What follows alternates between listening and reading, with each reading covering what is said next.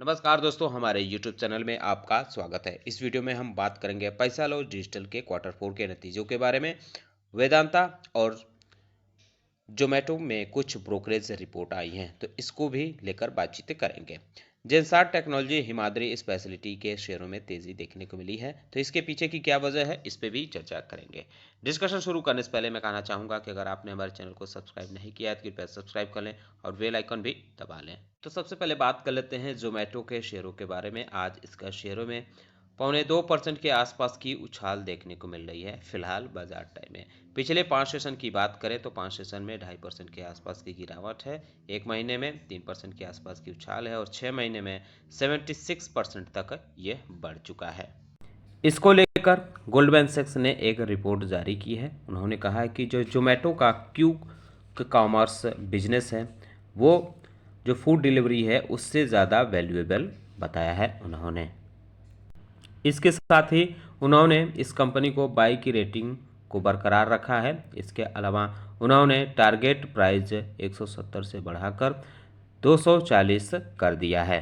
उन्होंने ये भी कहा है कि जो जोमेटो का ग्रोथ और प्रॉफिट पोटेंशियल देखने को मिल रहा है वो ऑनलाइन ग्रोसरी सेगमेंट में ज़्यादा देखने को मिल रहा है। वहीं अगर वेदांता के शेयरों की बात करें तो आज इसमें 4% के आसपास की तेज़ी फिलहाल देखने को मिल रही है। हालांकि इसने 402 रुपये का हाई भी बनाया था, बीच में थोड़ी प्रॉफिट बुकिंग देखने को मिली। तो ये सिचुएशन अभी फ़िलहाल मार्केट टाइम का है, आगे चलकर स्थिति चेंज हो सकती है, इस बात का भी ख्याल रखें। हाल ही में कंपनी ने अपने क्वार्टर 4 के नतीजे जारी किए थे, जिसका नंबर देखकर ब्रोकरेज हाउस काफ़ी इम्प्रेस्ड देखने को मिल रहे हैं। इसको देखते हुए नुवामा ने कंपनी का एबिटा फाइनेंशियल ईयर 2022-25 और 2026 के एस्टिमेट उन्होंने लगाया है। एक्सेप्टेशन जारी किया है कि कंपनी का एबिटा 18 से 30% देखने को मिल सकता है। इसके साथ ही उन्होंने कंपनी का टारगेट प्राइस 394 से बढ़ाकर 542 कर दिया है। वहीं कोटक इंस्टीट्यूशनल जो है उसका भी एनालिसिस देखने को मिल रहा है। उन्होंने भी एबिटा कंपनी का 2025 फाइनेंशियल ईयर में 14% का अनुमान लगाया है, जबकि फाइनेंशियल ईयर 2026 के लिए उन्होंने 17% का एबिटा का अनुमान लगाया है, जो बढ़ सकता है।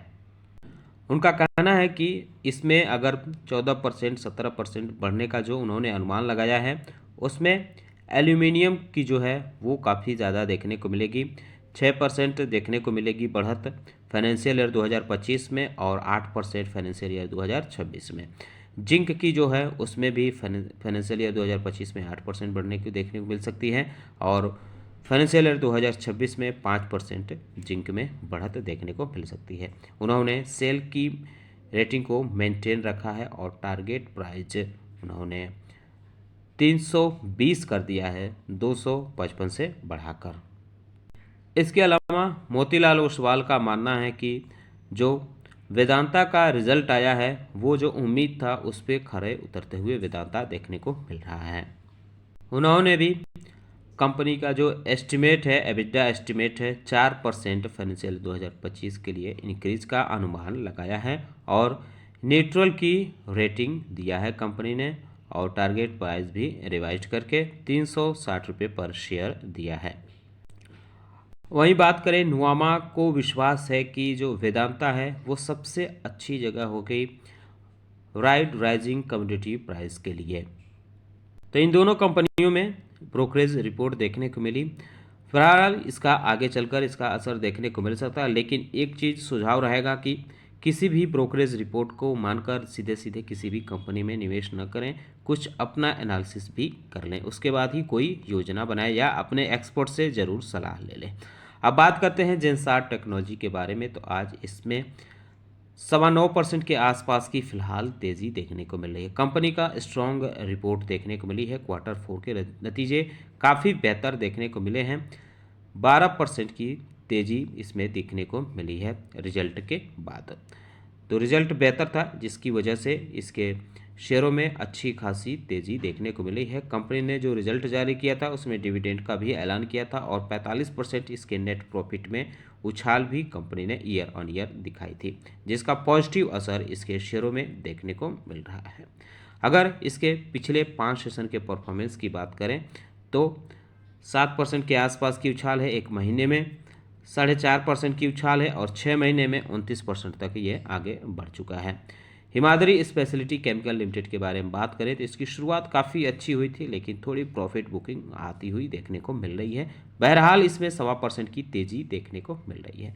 कंपनी ने अपने Q4 के नतीजे जारी किए थे, बेहतर रिजल्ट था। कंपनी का नेट सेल 1,176 करोड़ रुपए रहा था, कंसोलिडेटेड नेट सेल रहा था। कंपनी के पैट में यानी प्रॉफिट आफ्टर टैक्स में 51% की उछाल देखने को मिली थी। इसकी वजह से इसके शेयरों में तेज़ी देखने को मिल रही है। फिलहाल इसके नेट सेल में भी 14.39% की उछाल रही थी, जिसका पॉजिटिव मोमेंटम इसके शेयरों पर देखने को मिल रहा है। अब बात करते हैं paisalogital.com के बारे में। तो कंपनी ने रिजल्ट जारी कर दिया है, साथ ही साथ 10 पैसे पर शेयर के हिसाब से इंतरिम डिविडेंड का भी ऐलान किया है। अगर रिजल्ट की बात करें तो जो आंकड़े इसमें दिए गए हैं ये लाख इन रुपीज़ है, इस बात का ख्याल रखें। कंपनी का जो टोटल रेवेन्यू रहा है ये 18,184 लाख रुपए रहा है, जो पिछले साल के Q4 में 10,406 लाख रुपए रहा था। Q3 में 17,125 लाख रुपए रहा था। अगर बात करें इसके टोटल खर्च की तो टोटल खर्च कंपनी का 13,382 लाख रुपए रहा है, जो पिछले साल 7,323 लाख रुपए रहा था और Q3 में 9,571 लाख रुपए रहा था। अब बात करते हैं इसके प्रॉफिट बिफोर टैक्स के बारे में। तो प्रॉफिट बिफोर टैक्स कंपनी का 4,801 लाख रुपए दिखाया है कंपनी ने, जो पिछले साल से मामूली बढ़त है 3,083 लाख रुपए। लेकिन Q3 से अगर तुलना करें तो काफ़ी कम देखने को मिल रहा है, क्योंकि Q3 में कंपनी का प्रॉफिट बिफोर टैक्स 7,553 लाख रुपए रहा था। वहीं अगर हम बात करें इसके प्रॉफिट की तो प्रॉफिट भी कंपनी का Q3 के मुकाबले गिरा है, क्योंकि Q3 में कंपनी का 3,589 लाख रुपए रहा है, जो Q3 में 5,611 लाख रुपए रहा था। वहीं पिछले साल से अगर तुलना करें तो बढ़ा है, क्योंकि पिछले साल के Q4 में कंपनी का profit for the period 1,933 lakh रुपए रहा था। अगर इसके कंसोलिडेटेड रिजल्ट के बारे में बात करें तो कंपनी का कंसोलिडेटेड रिजल्ट में टोटल इनकम जो रहा है वो 19,529 लाख रुपए रहा है, जो पिछले साल के Q4 में 11,798 लाख रुपए रहा था। Q3 में 18,258 लाख रुपए रहा था। टोटल खर्च की बात करें तो इस बार कंपनी का टोटल खर्च 14,616 लाख रुपए रहा है, जो पिछले साल 8,559 लाख रुपए था और Q3 में 10,558 लाख रुपए रहा था। प्रॉफिट बिफोर टैक्स की बात करें तो कंपनी का प्रॉफिट बिफोर टैक्स 4,960 लाख रुपए इस बार रहा है, जो पिछले साल 2,786 लाख रुपए था। हालांकि Q3 में 7,600 लाख रुपए रहा था। इन सब के बावजूद कंपनी का जो प्रॉफिट फॉर द पीरियड है यानी पैट है वो Q3 के मुकाबले गिरा है, क्योंकि Q3 में कंपनी का 5,686 लाख रुपए प्रॉफिट था, जो इस बार कम होकर 3,660 लाख रुपए हुआ है। अगर पिछले साल के Q4 की बात करें तो पिछले साल के Q4 में 2,066 लाख रुपए कंपनी का प्रॉफिट रहा था।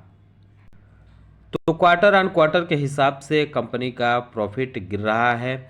इसके बाद इसके शेयरों में आज गिरावट देखने को मिली। रिजल्ट आने के बाद काफ़ी तेज़ी से गिरावट रही, निवेशकों को पसंद नहीं आया कंपनी का रिजल्ट। पिछले 5 सेशन की बात करें तो इसमें 8% से ज़्यादा की गिरावट है। हालांकि एक महीने में 15% से ज़्यादा की उछाल है। 6 महीने में आप देख सकते हैं कि 92.96% तक यह शेयर ऊपर जा चुका है। एक साल में 182% तक यह शेयर भाग चुका है। तो दोस्तों उम्मीद करता हूँ कि आपको हमारा वीडियो पसंद आया होगा। कैसा लगा है बताना ना बोले, साथ ही साथ हमारे चैनल को सब्सक्राइब कर ले, बेल आइकन दबा ले। वीडियो देखने के लिए बहुत बहुत धन्यवाद।